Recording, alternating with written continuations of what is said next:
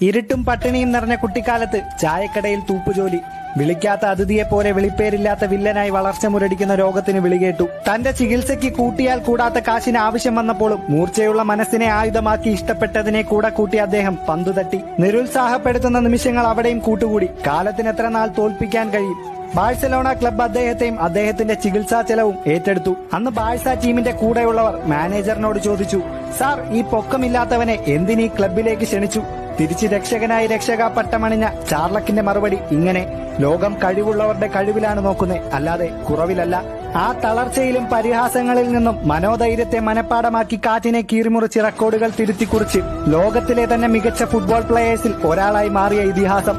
പൊക്കമില്ലായ്മയാണ് തന്റെ പൊക്കമെന്ന് ലോകത്തോട് വിളിച്ചു പറഞ്ഞ ഫുട്ബോളിന്റെ മാന്ത്രികൻ, ഫുട്ബോളിന്റെ മിശിഹ ലയണൽ മെസ്സി. അടയാളപ്പെടുത്തുക കാലമേ, ഇത്